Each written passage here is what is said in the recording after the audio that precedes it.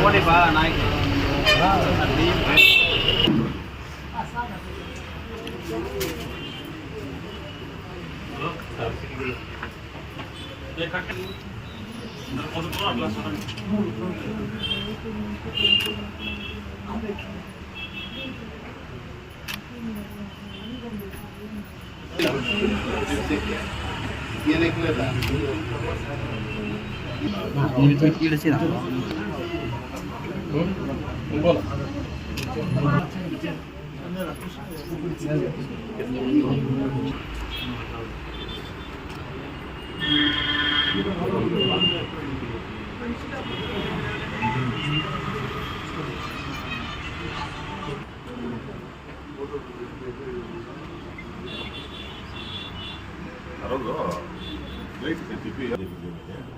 వీళ్ళు ఫ్యామిలీ వీళ్ళు mother wife అందరూ బయలుదేరంటే 9 o'clock ఫ్లైట్ కాబట్టి అప్పుడు రాలేదు. నాకు పెట్టారు మధ్యాహ్నం ఫ్లైట్ ఇంటి కూడా పొద్దున్న చూసుకొని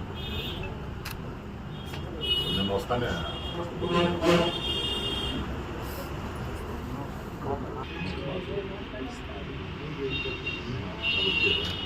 ఎడ్యుకేషన్ అంతా గవర్నమెంట్ చేసి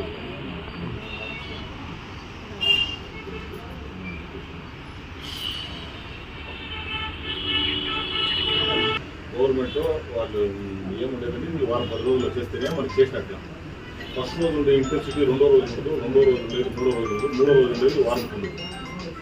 ఇప్పుడు మనం అడుగుతా ఉండేది న్యాయంగా అడుగుతాం. ఎమ్మెల్యేగా కూడా మన ఎక్స్ఎమ్మెల్యేగా కూడా అలా చెప్పింది.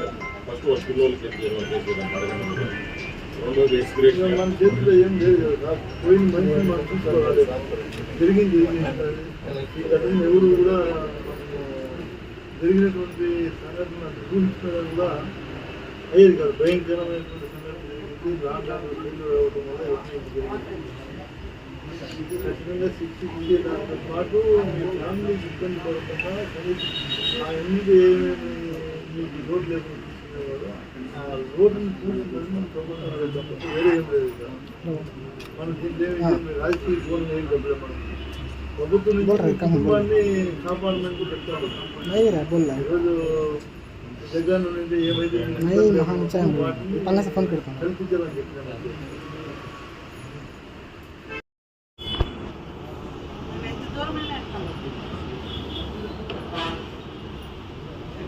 సినిమాలాగా అనుకుంటాను, కొంతమంది ఆడుకుంటున్నారు మనలో. ఇక్కడ అందరితో పాటు రావటము, అన్నీ వినటము, చూడటము, మళ్ళీ నీట్గా ఎక్కడికి వెళ్ళాలని అక్కడికి వెళ్ళిపోతున్నాయి మాకు. కనీసం ఈ స్థితిలో కూడా వాళ్ళు జాగ్రత్తగా కలుగుతుంది. వాడు 35 మంది మా కుటుంబ సభ్యులైతే వాడు ఒక్కడే. ఇప్పుడు మేము ఇంతమంది చేసే పని వాడు ఒక్కడే చేసుకుంటాం. హెల్త్ బాగాలేకపోయినా ఆయన హాస్పిటల్ రెడీగా ఉంటుంది. హాస్పిటల్, స్కూలు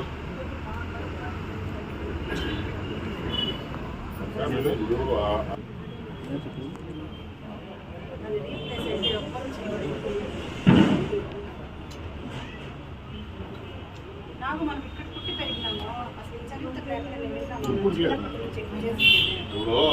సన్నాగున్నా ఏదో అరుచుకోవడాలు, కొట్టుకోవడాలు, కానీ మర్డర్లు, ద్వేషాలు పోతుందని ఇప్పుడు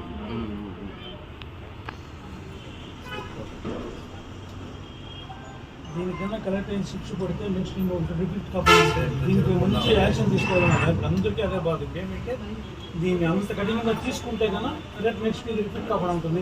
జనాలకు కూడా ఒక భయం ఉంటుంది. అది తీసుకోవాలి ఫస్ట్ గవర్నమెంట్ మెయిన్గా. గవర్నమెంట్ అది తీసుకుంటే చాలా బాగుంటుంది. వాళ్ళైతే రిక్వెస్ట్ చేస్తున్నారు, పెద్దోళ్ళు అంత గొప్పవాళ్ళు మనం అడిగిన తర్వాత మేము కూడా వాళ్ళకి అవకాశం ఇవ్వాలి కదా. వచ్చి మాట్లాడుతున్నాం అని చెప్తాను.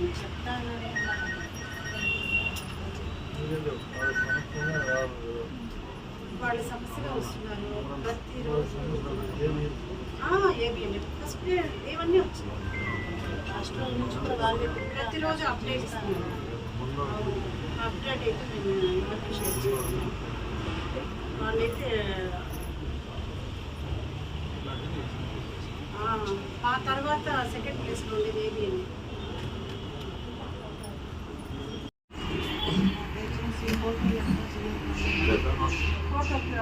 అది కాదు ఒకరు చూసి ఇంకోరు వస్తారంటే కానీ కూడా అంటే సాయం చేసేవాళ్ళు ఒకరు చూసి ఇంకోరు వస్తారు మీరు వేరే అన్నారు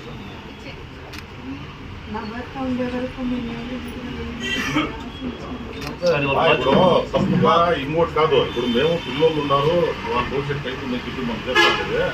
ఇది మీరు వాళ్ళ ముందు డిపాజిట్ చేసి ఇచ్చేయమంటే పొద్దున్నే డిపాజిట్ చేసి చేస్తారు. లేదు మాకు డబ్బులు అవసరం ఉందంటే మీరు పొద్దున్నే బ్యాంకులో డబ్బులు ఇస్తాం. మేము అనుకునేది ఏమంటే ఆ పిల్లలకి మంచిగా నేర్చుకున్నాము. మా ఎమ్మెల్యే గారు కూడా చెప్పేది ఏమంటే ఆ పిల్లలకి ఏమైనా చేయాలనేది మీరు మాకు తెలిసి దాన్ని డిపాజిట్ చేసేయమంటే రేపు డిపాజిట్ బాండ్ చేసి చేస్తారు. లేదు మీరు పొద్దున్నే డబ్బులు డ్రా చేసుకుంటాం, మాకు డబ్బులతోనే అవసరం ఉంటుంది, డబ్బులు డ్రా చేసుకుంటాం. కానీ మేము ఏదో ఒక రకంగా ఆ పిల్లలకి సహాయపడాలని చెప్పి ఏం లేదు.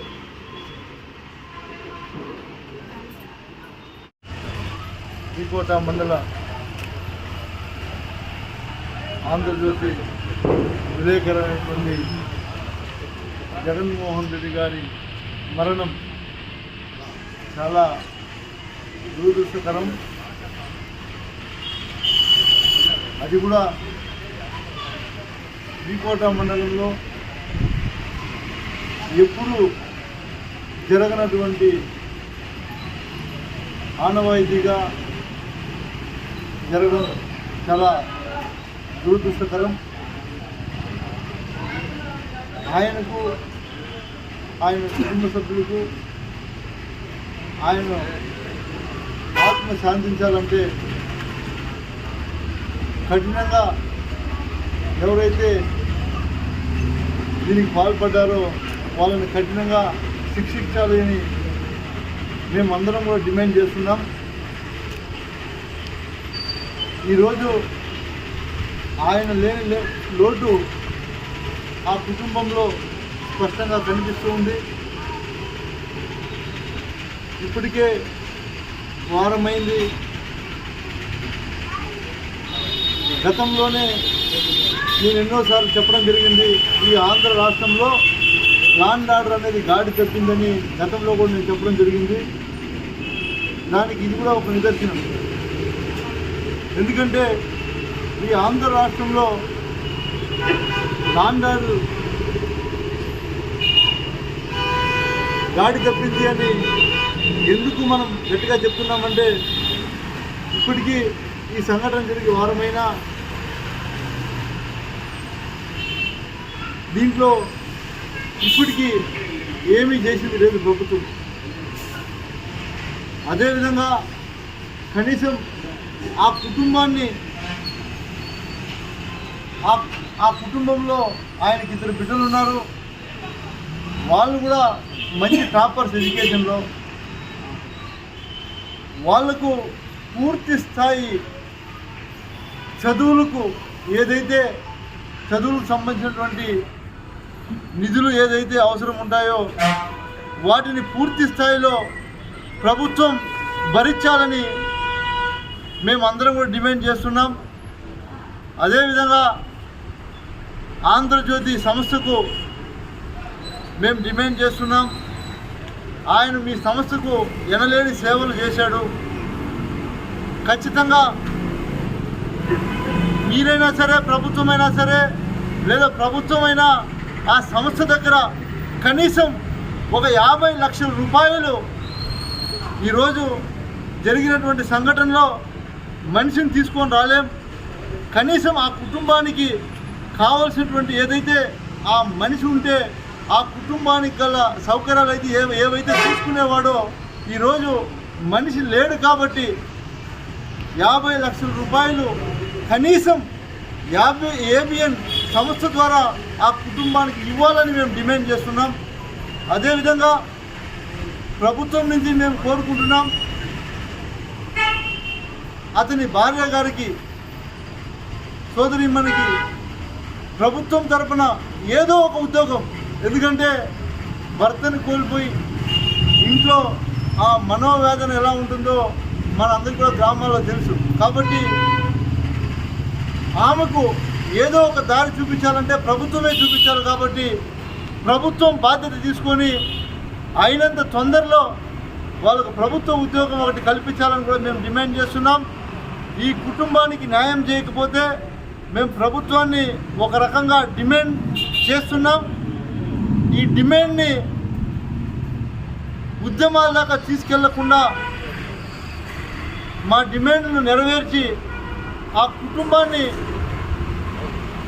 కుటుంబం పడుతున్నటువంటి క్షోభని మనిషినైతే తీసుకొని రాలేం, కనీసం ఆ క్షోభనైనా మరిచే విధంగా ప్రభుత్వం ఏదైతే మేము ఈరోజు డిమాండ్ చేస్తున్నామో వాటిని అన్నింటినీ కూడా ఆ కుటుంబానికి అండగా ఉండాలని మేము కోరుకుంటున్నాం. లేకపోతే ఇంకా ముందుకి మేమందరం కలిసి ఉద్యమం కూడా చేస్తామని కూడా తెలియజేస్తూ ఉన్నాం. ఖచ్చితంగా ఈ కుటుంబానికి న్యాయం చేసేంత వరకు మేమందరం కూడా పోరాడతామని కూడా తెలియజేస్తూ ఉన్నాం.